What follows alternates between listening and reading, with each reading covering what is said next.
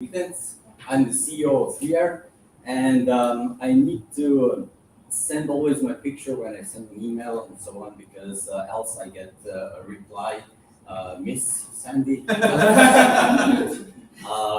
Yeah, but it's short for Alexander. So um, a bit about 3R. So what 3R actually is, we are delivering, so what the 3 is, because we are delivering 3 services through air, and that's broadband internet connection, digital TV, and IP telephony. So that's how 3R name come about. And we are a very happy platinum partner of CB Labs Global. So thank you, CB Labs, for supporting us so much. It really makes a difference. This one. So a bit about the internet. So our focus is on the developing countries, and right now we are focused on Africa. Why? Because in Africa there really is not a lot of broadband connectivity. So there are around 80% of people altogether using internet, so be it broadband or be it mobile. And from that 20%, actually, being broadband is really, really low. So we have here Nigeria and all sub-Saharan Africa, they're below 1%. And the world average right now sits at around 15%, just a bit above. And all the developing countries are there above 30, mostly also above 40% of broadband penetration. And that's what we actually want to change. So think a bit about how you live your lives nowadays. So what you do in the first thing in the morning when you go to the toilet, you use internet, right? Because you need to check your social media and so on. So most of us use it also during our breakfast and during pauses while we are driving. It's unimaginable right now that you wouldn't have internet, right? And unfortunately, this is still very much the thing in Africa for the majority of people. What you can do with internet, if it's really high-speed internet and stable internet, I'm not talking about 2G or 3G. We all know that if we fall into those like 2G or 3G, you cannot do anything almost anymore right now. It's even hard sometimes to open up a single web page and do a Google search or something like that. But for instance, right now we are live streaming here to YouTube, and I'm telling you this, and you're not even blinking. It's normal, right? But it's actually a bit of a miracle, and we're trying to bring that miracle to Africa, to the developing countries there, where it's not usual to have it like this. So what you can do, for sure, one of the big things is banking and payments, right? They're not only without internet connections, they're also without bank accounts. And the banks are not doing the job right now there. So even if they are present there, they won't give you a bank account, and maybe you don't have an ID. There's a lot of people also without proper identification in Africa. And blockchain can also change this for the better.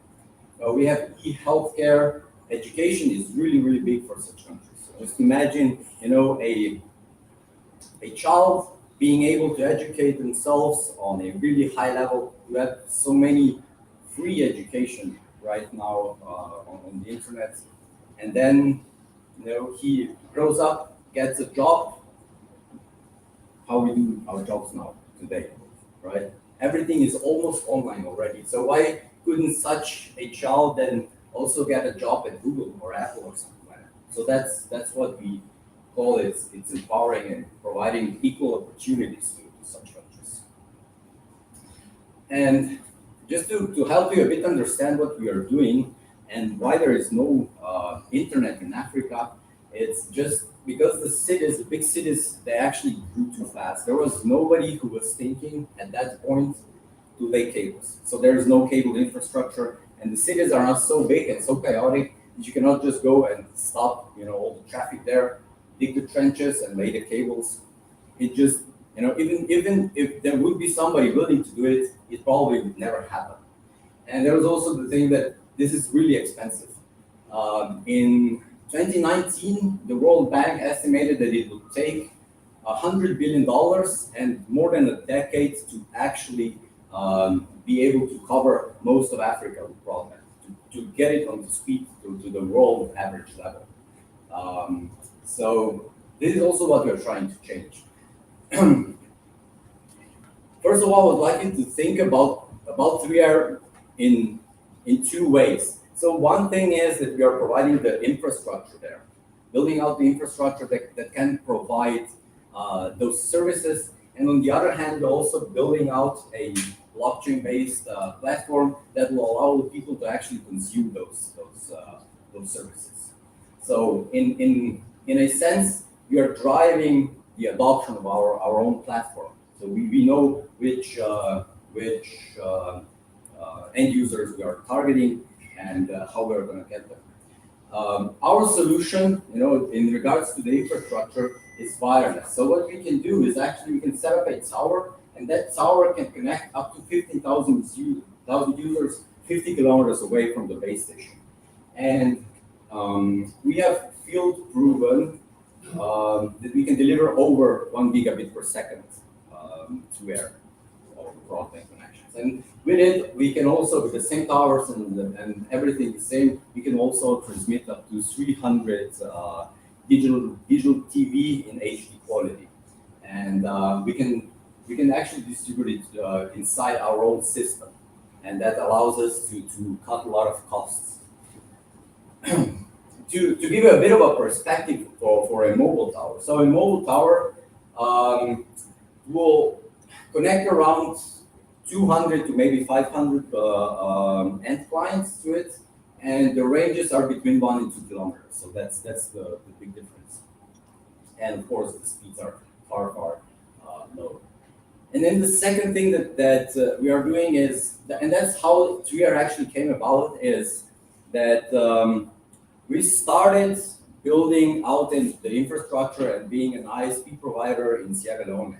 And what happened is that once we are getting new clients in, they were coming to our offices each month, and they were all coming not because they had complaints, but because they needed to pay to get the next month's subscription.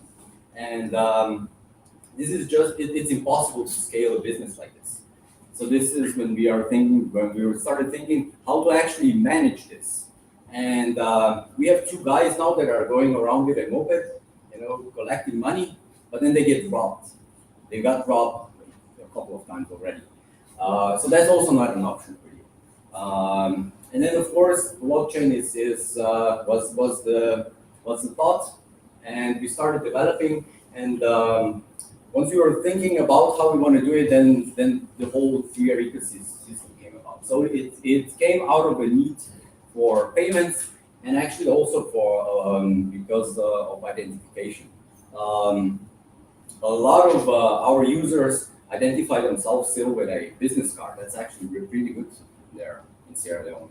You have a business card that you can identify yourself. So there's really a lack of proper identification. So we also said we want to do digital identities for all the clients that we have, that potentially can also overgrow then the 3R ecosystem, and they can start using those identities also elsewhere.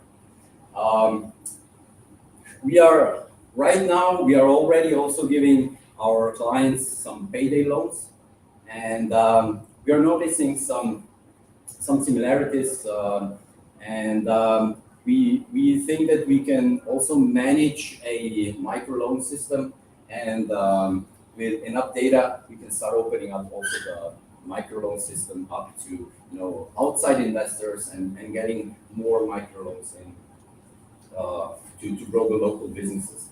That will also get us more clients again. The whole blockchain is set to be fully decentralized at one point. So the 3R token will also be a big governance voting token that will at first have the hand over the community pools. And the community pools can be used in 2 ways. So a part can be burned, and the second part can be used to fund the local projects, either some project that have really big potential to become VR clients in the end, or they're really good for growing the local economy. We have two really big things. We think there'll be big things in our platform, and one is we call it own your own hardware. And what we do here is when clients come to us and they want us to connect them to the internet, we need to go to them, we need to install some hardware there, they need some routers or switch or modem or something like that. So usually the ISP always provides them this, and it's a lease, so it's not theirs. But it's a cost for the company, because even if they get that back, they cannot reuse it. So we cannot just take back a modem or router from a client and then give it to somebody else. You also know when you went and connected the first time, you always get a new modem or router. So we're thinking how to make this work for everybody involved, and we said, okay, we'll lease the hardware to our clients as it's usual, but with it we'll also give them some tokens. And the tokens are going to come in a bit of a lesser value than the hardware, and those tokens will need to be staked for at least a year. So after a year, the client can decide what they want to do with it. If the value of the token grew and it's bigger than the value of the hardware, they will probably say, okay, I want to unstake. And when they unstake, they need to repay the company the hardware, and the rest is theirs. So the company now gets back paid for the hardware. The user has ownership over his hardware. He might also get some tokens for free, and we'll have an educated client also. So with it, we are really educating people how to use DeFi and so on. This is what this is actually about. And the other thing is we are going also into bandwidth sharing, and there are a lot of projects right now trying to do this, but we think that they are doing it in an unsustainable way.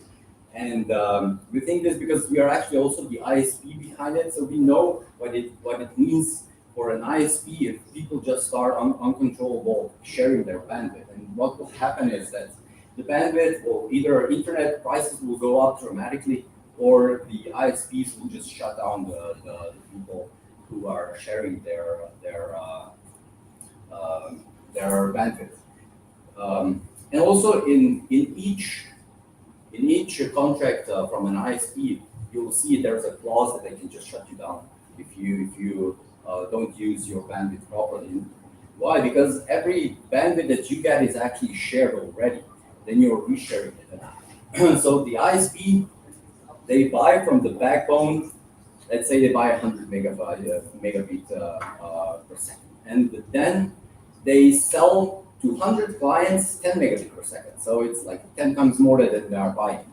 And that's possible only because not everybody is using their bandwidth to the fullest, else it wouldn't work. And now if everybody just starts sharing their bandwidth, the usage will go up to 100% or near that. That's not going to be sustainable. So we thought we'll make a system that's going to reward everybody involved. So we have there the ISP that actually provides the internet. They need to get a revenue share from it. We have somebody that operates the access point, so he needs to get a cut. We have the token holders that will ensure everything. We are in Africa. If we are giving out a hardware worth of $1,000, it'll probably not be there anymore in the next step. Very likely. So we need somebody who will take responsibility and actually pay up if that happens. So this is the access point provider needs to be part of this, and also then the token holders. And also if something breaks down, there needs to be funds that will get that repaired. So this is how the token holders come into the game, staking their tokens, and also sharing then the revenue stream. And of course, the users can then connect. They have either free internet if the access point provider wants to give them, like for instance, going to Africa, going into some shopping malls. There is no internet. You'll see maybe in the newer one, you'll see some Wi-Fi connection. But you connect to the Wi-Fi, there's no internet behind it. And the same is in restaurants, shops, everywhere. So we also think this could be really good for local businesses to actually give free internet. And the users will with it have roaming. Wherever they go, they'll be able to connect to the internet. And also for maybe tourists and so on. About our market potential, we are entering Africa. So right now we are already in Sierra Leone. The next target countries are DRC, that's right now being privately funded. So this is going to be probably number 2, and Nigeria is then going to be number 3. So it's going to be a bit different. But actually, Nigeria is considered still the gold market of Africa. And we've looked a bit through the data. Right now, currently, the broadband penetration is 0.04% in Nigeria with broadband. And this makes a revenue of $153 million yearly. So if we bring broadband connectivity up to 1% penetration rate, there's a yearly, for now unused revenue of $3.8 billion. And at world average of 15.7%, there's a $60 billion yearly revenue out of it. And we believe we can do this within 6 months. Not to go to the 60 billion. We can start connecting the first clients within 6 months. That's what we also done in Sierra Leone. Our competition right now is really only mobile. Of course, mobile is getting a bit better right now, but at this point there's 9% 4G in Nigeria. Everything else is less than 4G. And if you want to even watch a movie or stream something, you need at least 4G, and that's a good 4G. And usually when you're there, it's a bit 4G and a bit 3G, and maybe you fall to 2G and then you are back to 4G. It's not stable. And that's also a problem if you want to do some real business. And actually businesses have a big problem. Yeah. What have we done up until now? So we are operational already in Sierra Leone. We've covered, and we are still covering Freetown. We have 2 towers set up, and with 2 towers, we are covering 96% of whole Freetown.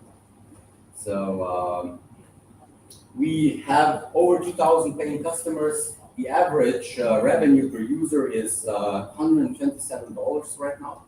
It seems high, right? You need to know that the average internet connection in Africa is about 3x of the developing world.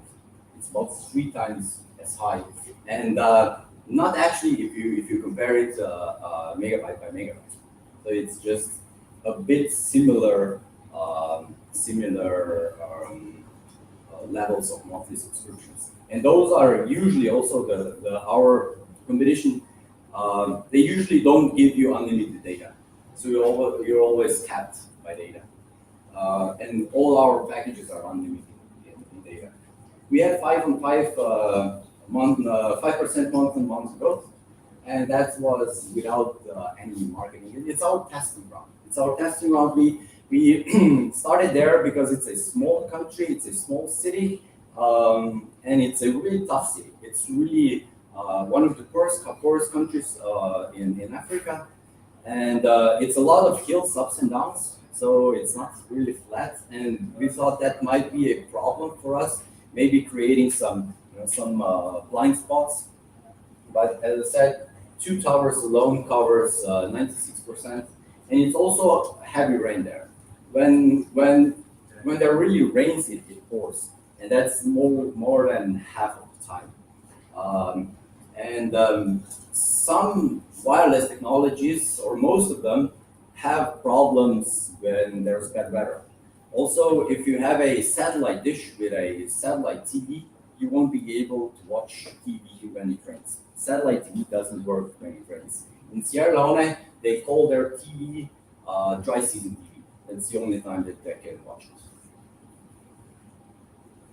Our team is, so right now, if you combined 3R and K3. So K3 is actually 3R was born out of K3. So the team is actually the same. Altogether, there are already over 100 people working on this, and it's a mix of blockchain specialists. It's a mix of telecom operators, IT in general.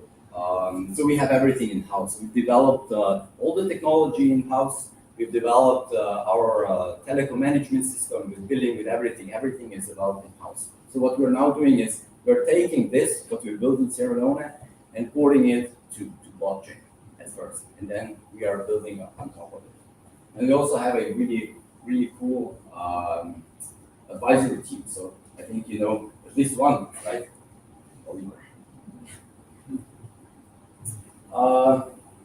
We're also acquiring some partnerships already. So the biggest one is of course K3. IT Team Global is helping us in telecom management systems and so on. Icetis is a startup startup incubator in Ethiopia and active throughout Africa. They're also connecting us a lot for CB Global, and we are actually building on Cardano. A bit about our forecast, and to let you know, this forecast is how we've done it. We took our Sierra Leone model that we've done without any marketing. We took it and we just pasted on the other markets that we are trying to tackle. And we came out with over 400,000 users in 2026, and that's actually really pessimistic. With a bit of marketing, we should do far more, but that's the minimum that we should do if we just follow what we've done already. And that would give us almost 20 million revenue per year in 2026. We're right now in the pre-sale stage, so there are still tickets open. We've closed our seed sale, private sale, round 1 and round 2. Round 3 is right now open, and we started our public pre-sale that's available on our website, 3r.io. If you want to know more about this, you can talk to me a bit later. But we'll start at just below the 7 million market mark, and I think for such a project that shouldn't be a lot to think about, right? Our token value capture, I've spoken to you already what we are doing. Now there are 11 use cases right now for the token, and the most important ones I already told you. What we thought about is really how to lock up as many tokens as possible. And if you know a bit about token economy, you know that if the company starts locking up tokens for each client that comes on board for a year, that's going to be probably really huge. Our future vision is to become the best telecom-based blockchain platform. We want to open up. So right now, we want to build it really good. We want to test it with our own clients. We want to drive the adoption with our own clients. And then we want to open up to other telecom providers to use specific functions to start roaming between telecoms. And we also are going deep into privacy issues that telecoms face these days, into IoT and into fraud prevention features. And in the end, what we are also putting one team on is how to tokenize bandwidth. And this could be a potential game changer in how we are consuming broadband and internet services altogether, because it could enable for secondary market for a bit fair pricing for everybody involved. It could really, as I said, could be revolutionary. So that's it from my side. Thank you very much. And if anybody has any questions,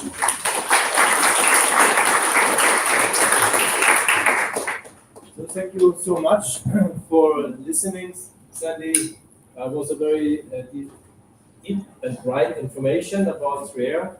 Best also thank you very much